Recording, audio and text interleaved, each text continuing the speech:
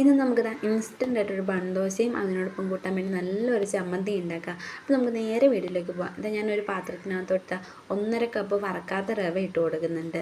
എന്നിട്ട് അതിനകത്തേക്ക് ഞാൻ ഈ കപ്പിൽ തന്നെ അധികം പുളിയൊന്നും ഇല്ലാത്ത തൈരും കൂടി ഒഴിച്ചു കൊടുക്കുന്നുണ്ട്. ഇനി അതേ കപ്പിൽ തന്നെ ഞാൻ 1 കപ്പ് വെള്ളവും കൂടി ഒഴിച്ചു കൊടുക്കുന്നുണ്ട്. ചൂടുവെള്ളമല്ല, പച്ചവെള്ളം തന്നെയായിട്ട് ഒഴിച്ചു കൊടുക്കുന്നത്.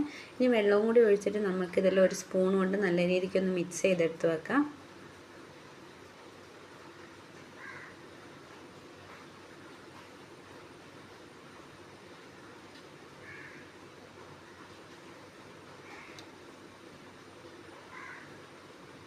അപ്പോൾ ഇതാ റവയൊന്നും കട്ടയൊന്നും ഇല്ലാണ്ട് നല്ല രീതിക്ക് ഒന്ന് മിക്സാക്കി എടുത്ത് വെച്ചിട്ടുണ്ട്. ഇനി നമുക്കിതാ കുറച്ച് നേരം ഒന്ന് അടച്ച് വെക്കാം, ഈ മാവൊക്കെ ഒന്ന് സോഫ്റ്റ് ആവാൻ വേണ്ടിയിട്ട്. ഇനി നമുക്ക് കുറച്ച് സാധനങ്ങൾ ഇതിനകത്തോട്ട് ചേർക്കാനുണ്ട് മാവിലേക്ക്. അപ്പോൾ ഞാനിത് ഒരു പാത്രത്തിനകത്ത് കുറച്ച് വെളിച്ചെണ്ണ ഒഴിച്ചിട്ട് പാനിനകത്ത് കുറച്ച് ഉഴുന്നുപരിപ്പും തുവരപ്പരിപ്പും ഇട്ട് കൊടുത്ത് നല്ല രീതിക്കൊന്ന് മൂപ്പിച്ചെടുക്കുന്നുണ്ട്. തുവരപ്പരിപ്പിന് പകരം നമുക്ക് കടലപ്പരിപ്പ് എടുത്താൽ മതി കേട്ടോ. എൻ്റെ കയ്യിൽ കടലപ്പരിപ്പ് ഇല്ലാത്തതുകൊണ്ട് ഞാൻ തുവരപ്പരിപ്പ് ഇട്ടുവെന്നേ ഉള്ളൂ. ഇതൊന്ന് മൂപ്പിച്ചെടുത്ത ശേഷം ഞാൻ ഇതിനകത്തേക്ക് ഒരു വലിയ സവാള അരിഞ്ഞിട്ടത്, ചെറുതായിട്ട് അരിഞ്ഞിട്ടത് വലിയ സവാള ഇട്ട് കൊടുക്കുന്നുണ്ട്. അതിനുശേഷം അതിനകത്തേക്ക് ഒരു ചെറിയ ഇഞ്ചി കഷ്ണം അരിഞ്ഞതും ഒരു പച്ചമുളക് അരിഞ്ഞതും കൂടി ഇട്ട് കൊടുക്കുന്നുണ്ട്. പിന്നെ കുറച്ച് കറിവേപ്പിലയും നമ്മൾ ചെറുതായിട്ട് അരിയണം കേട്ടോ. കുറച്ച് കറിവേപ്പിലയും കൂടി ഞാൻ ചെറുതായിട്ട് അരിഞ്ഞത് ഇട്ട് കൊടുത്തിട്ട് ചെറിയ തീയിലിട്ടിട്ട് നമുക്കൊരു 5 മിനിറ്റ് ഒന്ന് വഴറ്റിയെടുക്കണം. വലിയ തീയിലിടണ്ട കേട്ടോ, ചെറിയ തീയിലിട്ട് നമുക്കൊരു 5 മിനിറ്റ് ഇട്ട് വഴറ്റിയെടുക്കുക.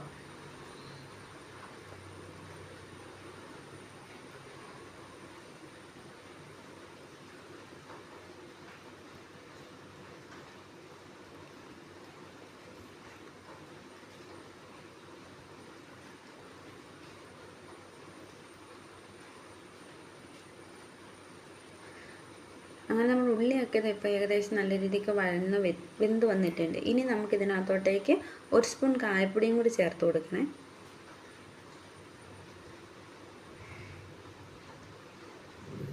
ഒരു സ്പൂൺ കായപ്പൊടിയും കൂടി ചേർത്തിട്ട് എല്ലാം കൂടി നല്ല രീതിക്കൊന്ന് മിക്സ് ചെയ്തെടുക്കുക.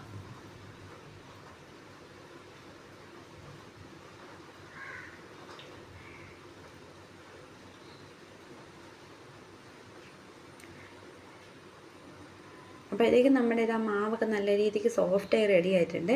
ഇനി എന്താ ചെയ്യേണ്ടതെന്ന് വെച്ചാൽ ഇത് നമുക്കൊരു മിക്സിക്കകത്തിട്ട് നല്ല രീതിയിൽ അരച്ചെടുക്കണം. അപ്പോൾ എൻ്റേത് വെള്ളമൊന്നും ഒഴിച്ചു കൊടുക്കേണ്ട, അധികം കട്ടിയൊന്നുമില്ല കേട്ടോ. അപ്പോൾ നിങ്ങളെടുക്കുമ്പോൾ നിങ്ങളുടെ കട്ടിയായിട്ടുള്ളെങ്കിൽ കുറച്ച് വെള്ളം കൂടി ഒഴിച്ചിട്ട് നല്ല രീതിക്കൊന്ന് അരച്ചെടുക്കുക.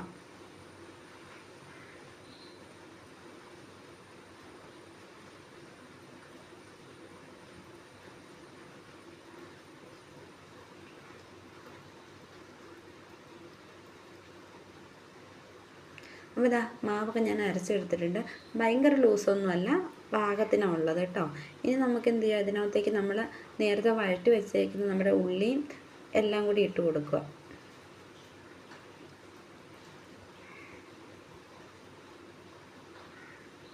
ഇനി അതിനകത്തേക്ക് ഞാൻ ഒരു 1/2 ടീസ്പൂൺ നമ്മുടെ ബേക്കിംഗ് സോഡ ഇല്ലേ, അത് ചേർത്ത് കൊടുക്കുന്നുണ്ട്. ഇനിയിപ്പോൾ ബേക്കിംഗ് സോഡ ഇല്ലെങ്കിൽ നിങ്ങൾക്ക് ബേക്കിംഗ് പൗഡർ ആണെങ്കിലും ചേർത്താൽ മതി കേട്ടോ.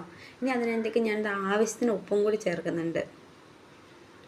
പിന്നെ കുറച്ച് മല്ലിയില അരിഞ്ഞതും കൂടി അതും കൂടി ഇട്ടിട്ട് നല്ല രീതിക്കൊന്ന് മാവ് മിക്സ് ആക്കി എടുക്കുക.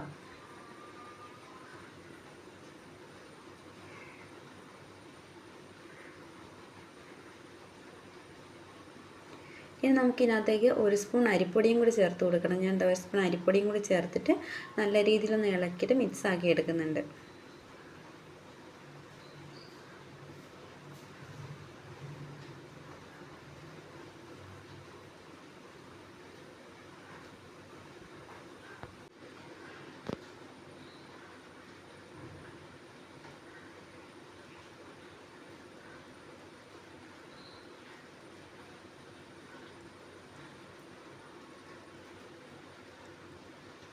അങ്ങനെ നമ്മുടെ മാവെല്ലാം റെഡി ആയിട്ടുണ്ട്. അപ്പം ഞാനത് കുറച്ച് നേരം എടുത്ത് വെച്ചിട്ട് ഇപ്പം ഞാൻ അതിന് വേണ്ടിയുള്ള ചമ്മന്തി തയ്യാറാക്കാൻ പോവാം. അപ്പോൾ ഞാൻ എന്ത് ചെയ്തു, ഇതുപോലെ കുറച്ച് വറ്റൽമുളക് എടുത്തിട്ട് വെള്ളത്തിൽ കുതിർത്തിട്ട് വെച്ചിട്ടുണ്ടായിരുന്നു.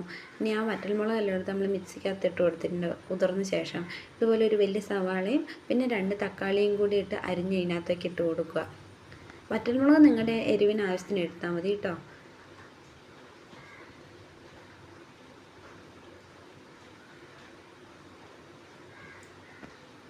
ഇനി അതിനകത്തേക്ക് ഞാൻ 1 സ്പൂണ് ഉപ്പിടുന്നുണ്ട്. ഉപ്പ് നിങ്ങളുടെ ആവശ്യത്തിന് കേട്ടോ.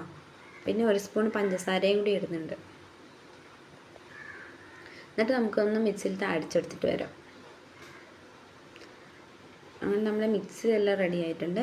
ഇനി നമുക്ക് എന്ത് ചെയ്യാം, ഒരു പാനിലേക്ക് വെളിച്ചെണ്ണ ഒഴിച്ച് കൊടുത്തിട്ട് അതിനകത്തേക്ക് നമുക്ക് കടുകും ഉഴുന്നുപരിപ്പും തുവരപ്പരിപ്പും ചെറിയ ജീരകവും ഈ സാധനങ്ങളെല്ലാം കൂടി ഇട്ട് കൊടുത്തിട്ട് നല്ല രീതിക്കൊന്ന് മൂപ്പിച്ചെടുക്കുക.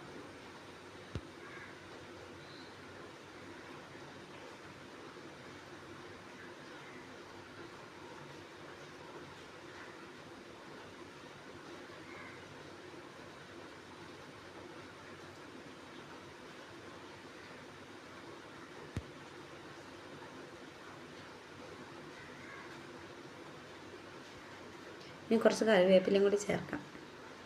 ഇതെല്ലാം കൂടി ഒന്ന് നല്ല രീതിയിലെല്ലാം മിക്സാക്കി എടുക്കുക. ഇനി അതിനകത്തേക്ക് നമുക്ക് നമ്മൾ അരച്ച് വെച്ചിരിക്കുന്ന മിക്സ് അങ്ങ് ഒഴിച്ചു കൊടുക്കാം.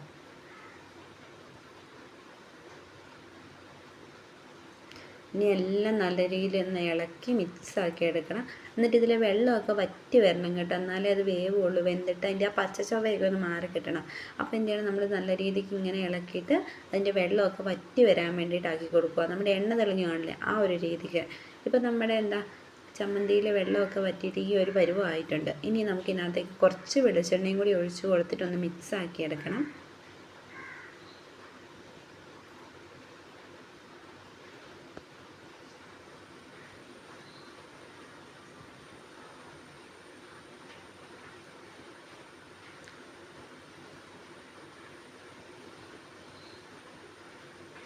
അങ്ങനെ നമ്മുടെ നല്ല കാരച്ചമ്മന്തി ഇത് റെഡി ആയിട്ടുണ്ട് കേട്ടോ.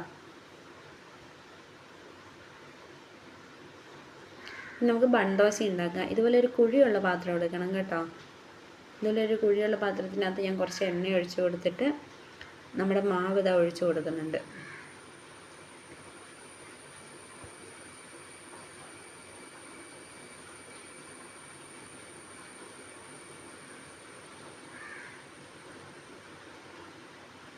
എന്നിട്ടിത് അടച്ച് വെച്ചിട്ട് നമുക്ക് വേവിച്ചെടുക്കാം. ചെറിയ തീയിലിടണേ. നമ്മുടെ മാവൊക്കെ ഇതാ മേളിൽ കുറച്ച് പൊന്തിയൊക്കെ വന്നിട്ടുണ്ട്. നമുക്കിനി ഇത് മറിച്ചിട്ട് കൊടുക്കാം.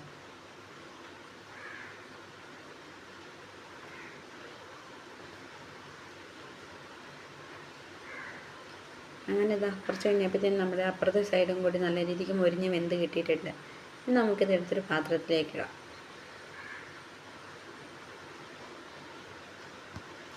അങ്ങനെ നമ്മൾ ടേസ്റ്റി ആയിട്ടുള്ള ഭയങ്കര സോഫ്റ്റ് ആയിട്ടുള്ള ബൺദോശയും നല്ല നെല്ലൂർ കാരറ്റ് ചട്നി കേട്ടോ. അപ്പോൾ എല്ലാവരും ഈ റെസിപ്പി ഒന്ന് ട്രൈ ചെയ്ത് നോക്കുക. ഓക്കെ.